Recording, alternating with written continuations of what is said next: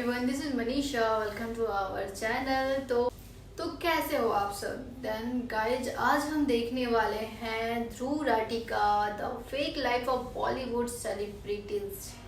ये वीडियो काफ़ी अच्छा होने वाला है और इसका ओरिजिनल लिंक आपको डिस्क्रिप्शन बॉक्स में मिल जाएगा। देन चलो स्टार्ट करते हैं। कितनी सच्चाई है। Paid social media trends, paid post, paid paparazzis, paid podcast, कुछ इस तरीके से फिल्मों की हाइप क्रिएट की जाती है। जो फिल्मों की बॉक्स ऑफिस कलेक्शंस आपको दिखाई जाती हैं, उनमें भी बहुत बड़ा घपला किया जाता है।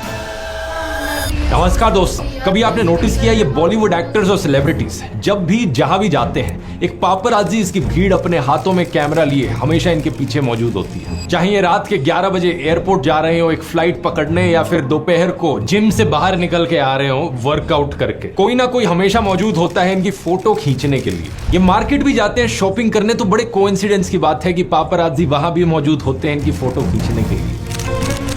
अरे ये तो छोड़ो, अगर ये गाड़ी की जगह ऑटो रिक्शा में ट्रैवल करने लग जाए तो ये न्यूज हेडलाइन बन जाती है। बड़ी अजीब बात है, मैं भी अक्सर दिल्ली मेट्रो में ऑटो रिक्शा में बैठकर ट्रैवल करता हूँ, लेकिन मेरे लिए तो कभी भी किसी अखबार ने ऐसी हेडलाइन नहीं छापी, और ना ही आज तक मैंने जिंदगी में कभी किसी पापराजी को देखा है। लेकिन बात सिर्फ मेरी नहीं है, ज्यादातर यूट्यूबर्स के लिए ये कभी नहीं होता हुआ देखा होगा आपने। और कुछ बहुत ही पॉपुलर ऐसे भी बॉलीवुड एक्टर्स हैं जिनके साथ ये चीज ना के बराबर होती है। क्या इत्तेफाक की बात है। दूसरी तरफ कुछ बिल्कुल ही अननोन लोगों का चेहरा बार बार हमें पापराजीज के द्वारा दिखाया जाता है सोशल मीडिया पर, अखबारों में, इस हद तक कि वो अपने आप ही फेमस बन जाते हैं इसके चलते, या फिर ये कहा जाए कि फेमस बना दिया जाता है उन्हें। आज के वीडियो में आइए समझते हैं दोस्तों कि सेलिब्रिटीज की ये ग्लैमरस दुनिया आखिर कितनी सच्ची है और कितनी फर्जी।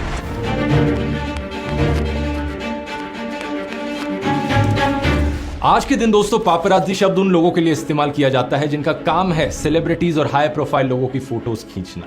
इंडिया में कहा जाए तो ये लोग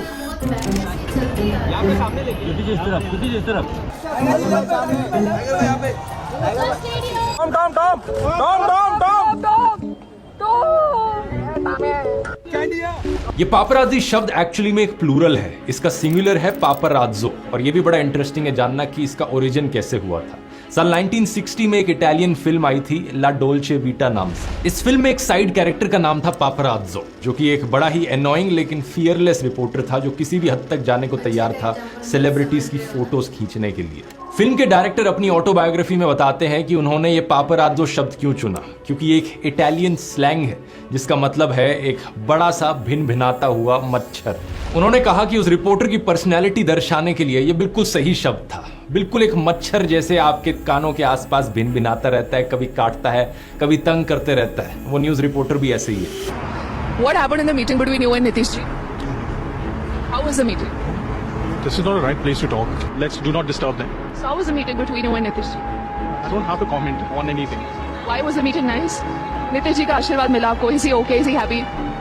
Why is this not the right time to talk? We'll speak to Tell someone. us everything is fine. That's all. साल 1961 की टाइम मैगजीन में पापराजी के ऊपर एक फीचर आर्टिकल लिखा गया था, जिसकी वजह से ये पापराजी शब्द और भी पॉपुलर हो गया। उस आर्टिकल में पापराजी को एक भूखे भेड़ियों के पैक की तरह कहा गया था। इसके पीछे एक बड़ा सिंपल कारण था। उन दिनों पापराजी का कल्चर इसी चीज के लिए जाना जाता था, छुपके से सीक्रेटली सेलिब्रिटीज की फोटोज खींचना, बिना उनकी परमिशन के, बिना उनकी प्राइवेसी की कदर करे, हर जगह सेलिब्रिटीज के पीछे पड़ जाना फोटोज पाने के लिए। साल 1997 में प्रिंसेस डायना का जो इनफेमस कार एक्सीडेंट हुआ था, जिसमें उनकी मृत्यु भी हो गई थी, दुनिया भर में इसकी खबर बनी थी। इसके पीछे एक बड़ा कारण बताया गया पापराजी को। उस रात उनकी गाड़ी का पीछा कर रही थी बड़ी बेशर्मी से पापराजी की गाड़ियां। उनसे बचने के चक्कर में उनके ड्राइवर ने गाड़ी को आगे तेज भगाया, जिसकी वजह से उनकी गाड़ी टनल के अंदर घुसते हुए एक पिलर से जाकर टकरा गई। दुनिया भर में इस एक इंसिडेंट की वजह से पापराजीज की एथिकल बात लेकर सवाल उठे थे। लेकिन इंडिया में 1990s के समय पापराजी का कल्चर जस्ट शुरू हो रहा था। 1991 की इकोनॉमिक लिबरलाइजेशन के बाद इंटरनेशनल ब्रांड्स के साथ साथ टैबलॉइड कल्चर भी को लेकर, क्योंकि सोशल मीडिया नहीं था तो सेलिब्रिटीज की जिंदगी में ज्यादा झलक देखने को नहीं मिलती थी। आम जनता में क्यूरियोसिटी थी जानने की कि ये सेलिब्रिटीज आखिर जीते कैसे हैं अपनी जिंदगी, कैसे घरों में रहते हैं, क्या करते हैं ये। इसी के चलते ये कल्चर पॉपुलर हुआ। लेकिन आज सोशल मीडिया के आने के बाद ये पूरा सिस्टम उलट पुलट चुका है। अब पापराजी के लिए सीधा सेलिब्रिटीज से ही पैसे लेना उनकी फोटोज खींचने के लिए एक नया मॉडल बन गया है। मजाक नहीं कर रहा, बहुत से पापराजी आज के दिन इस बात को ओपनली एडमिट भी करते हैं। Smaller stars do call you, right? They See, send messages smaller on media stars, groups. They even ready to pay and they say, भैया please हमारा shoot करो. कोई नाम दो ना. Everybody who's new, even everybody who's made it also will always start off, right? The paparazzi thing is commercialized now in a very big way. अब दो तरीके के मॉडल्स यहाँ पर बन गए हैं। एक जो सो कॉल्ड सेलिब्रिटीज हैं जो पब्लिसिटी चाहते हैं और पापराजी को पैसे पे करते हैं अपने पीआर के लिए, पब्लिसिटी के लिए, और दूसरे हैं टॉप के ए लिस्ट असली सेलिब्रिटीज जिन्हें पब्लिसिटी की कोई जरूरत नहीं है, जो कभी पैसा नहीं पे करना चाहेंगे अपनी फोटोज खिंचाने के लिए, लेकिन फिर भी डिमांड है पब्लिक में उनकी फोटोज देखने की, प्राइवेट कैंडिड फोटोज देखने की, तो पापराजी उनकी फोटोज छुपके से खींचते हैं। ये दूसरी कैटेगरी में हो गए शाहरुख खान, आमिर खान, विराट कोहली जैसे लोग। आपका ही लेते सिर्फ आपका ही लेंगे। हम नहीं लेंगे।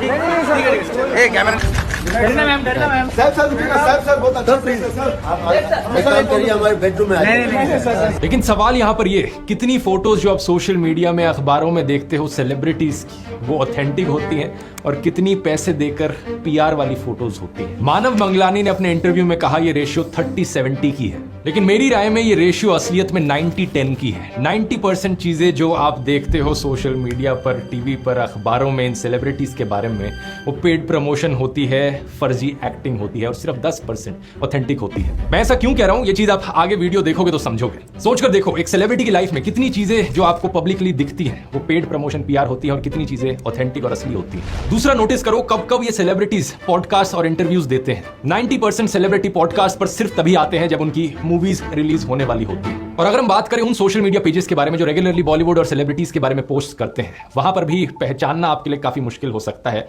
लेकिन बहुत सारी पोस्ट अक्सर पीआर होती हैं और पेड प्रमोशन होती है। कई बारी बस इस चीज का साफ सबूत दिख जाता है, जैसे कि इंस्टेंट बॉलीवुड के इस इंस्टाग्राम पेज पर इस 2 साल पुरानी पोस्ट को देखो। कैप्शन में क्या लिखा है, hi can you please use this picture and mention #Divya Khosla Kumar, this is BTS of a recently release song #designer. पीछे से जो भी कैप्शन लिखने को कहा इन्होंने बस कॉपी पेस्ट कर दिया गलती से।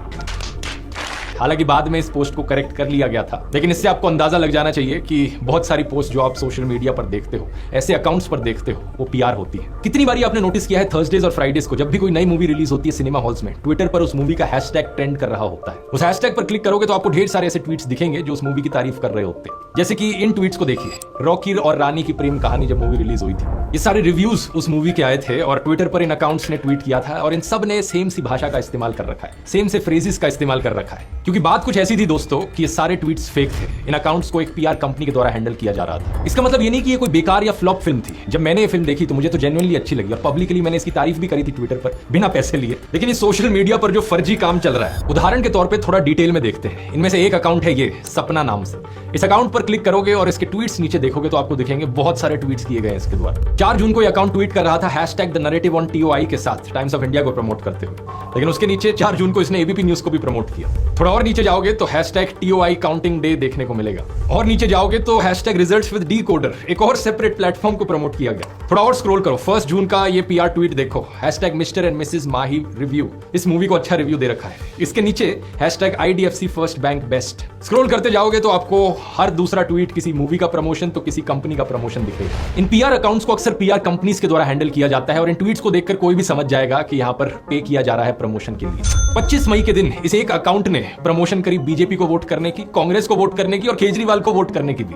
ये ट्वीट्स देखो, #दिल्ली विद केजरीवाल, उसी के नीचे एक और ट्वीट है #हमारा वोट बीजेपी को, और नीचे स्क्रॉल करोगे तो 18 मई का ट्वीट दिखेगा #सबसे सॉलिड प्रियंका इंटरव्यू, जहां पर प्रियंका गांधी की तारीफ करी जा रही है। और इसी से ही एकदम पिछले वाला ट्वीट है #दिल्ली के दिल में मोदी, दिल्ली इट सपोर्ट मोदी। तो ये पीआर कंपनीज अपने कॉन्ट्रैक्ट्स अलग अलग पॉलिटिकल पार्टीज को भी देती हैं और सेम ही अकाउंट से अपना काम भी कराती हैं। इन सभी पॉलिटिकल पार्टीज को कहना चाहूंगा, अपनी आंखें खोल लो, इन चीजों पर पैसे बर्बाद करके कोई फायदा नहीं है। लेकिन सेलिब्रिटीज पर वापस आए तो सेलिब्रिटीज से ज्यादा शायद ही कोई इन पीआर कंपनीज का इस्तेमाल करता है। वो मिस्टर एंड माही रिव्यू वाला जो ट्वीट है, उस ट्वीट पर क्लिक करोगे तो आपको ऐसे ही और ट्वीट्स मिलेंगे। एक और ऐसा ही अकाउंट को मिल जाता है निशा सैनी 32 नाम से। मोस्ट लाइकली जो प्रोफाइल पिक इस्तेमाल की गई है किसी भी ऐसी ही लड़की की करी गई है। इस ट्विटर टाइमलाइन पर भी स्क्रॉल करो, सेम चीजें देखने को मिलेंगी, एक से बढ़कर एक प्रमोशन है। Paid social media trends, paid post, paid paparazzis, paid podcast, कुछ इस तरीके से फिल्मों की हाइप क्रिएट की जाती है। लेकिन बात यहां पर रुकती नहीं है। आजकल एक और नया ट्रेंड शुरू हो गया है, कॉर्पोरेट बुकिंग्स कराने का। कॉर्पोरेट बुकिंग का मतलब है कि जब ये प्रोड्यूसर्स अपनी किसी फिल्म की खुद ही बुकिंग कर लेते हैं और कंपनीज या कॉर्पोरेट्स में डिस्ट्रीब्यूट कर देते हैं। इसे प्रमोशनल एक्टिविटीज, एम्प्लॉय एंगेजमेंट या क्लाइंट एंटरटेनमेंट का नाम दिया जाता है, लेकिन असलियत में जो ये कर रहे हैं वो बेसिकली फिल्म की हाइप क्रिएट कर रहे हैं। फिल्म रिलीज के पहले 2-3 दिन ज्यादातर टिकटें खुद ही खरीद लो ताकि ऐसा लगे कि ये फिल्म तो हाउसफुल चल रही है, बहुत सारे लोग इस फिल्म को देखना चाहते हैं,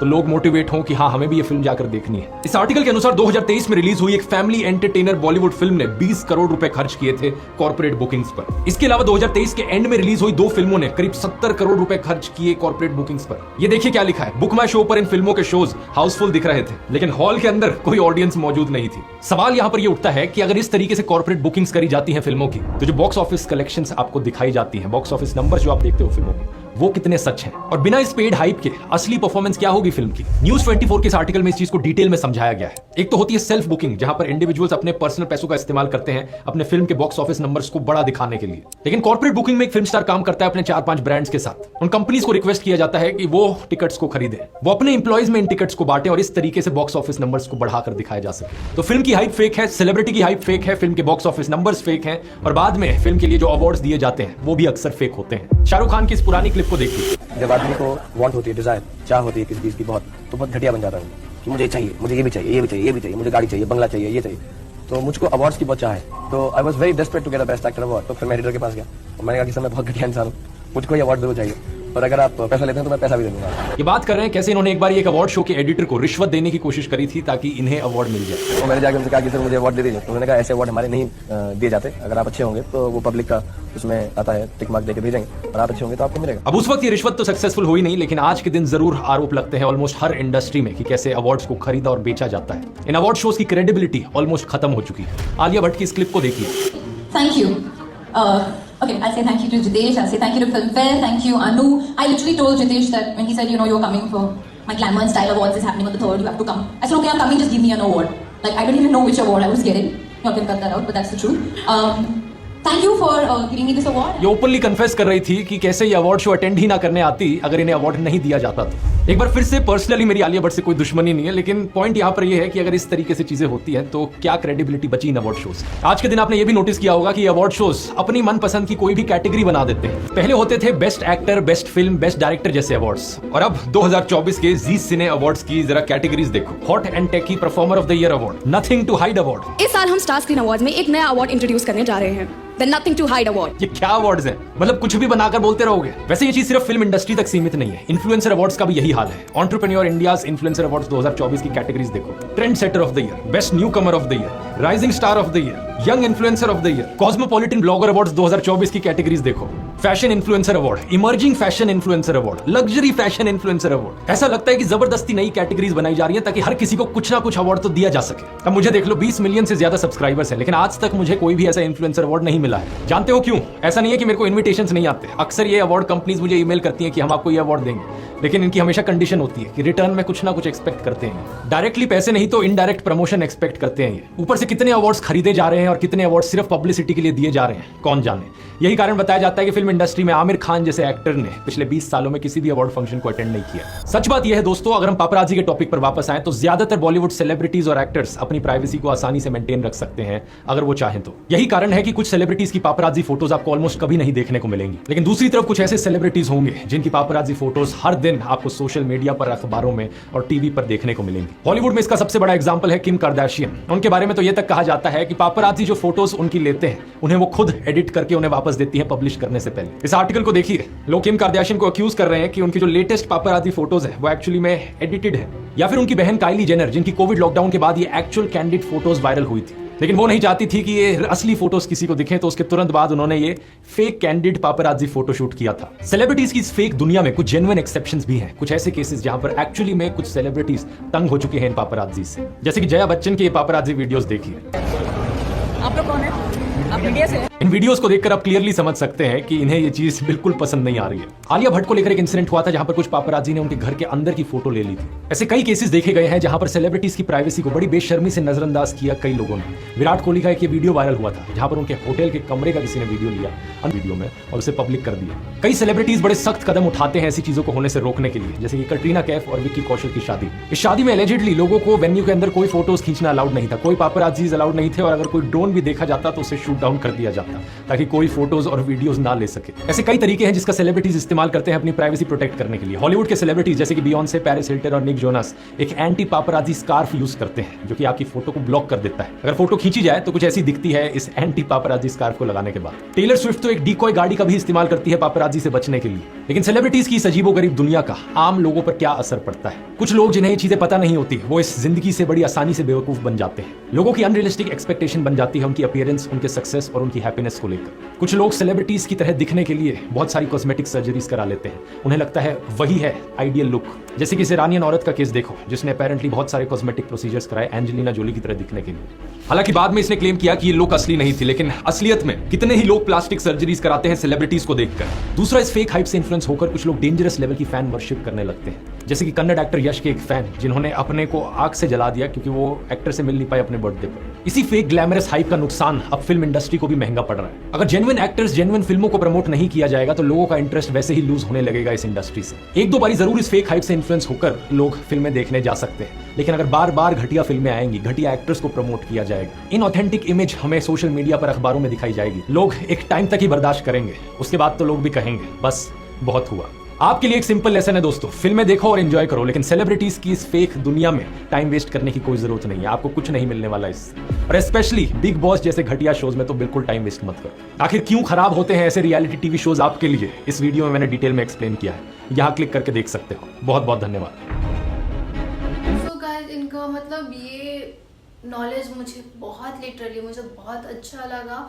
और हाँ, इन्होंने ये भी बोला कि एक रियल लाइफ अलग होता है, एक रियल लाइफ अलग होता है, जिसको हम बस देख देख के ही उसमें ना उलझे रहें। अपना भी लाइफ के बारे में देख के हम कैसा जीना चाहते हैं उस पर ज़्यादा फोकस करें। सेलिब्रिटी वाला लाइफ के चक्कर में अपने आप को ना बर्बाद कर दे। और जैसे कि बहुत सारे लोग होते हैं कि सेलिब्रिटी को देख देख कर अपना लाइफ स्टाइल चेंज करना चाहते हैं, नहीं है फिर भी करना ही करना है। हाउएवर, तो ऐसा नहीं होना चाहिए यार। इनका भी लाइफ थोड़ा सा जो दिखता है वो होता नहीं है, जो होता है वो दिखता नहीं है।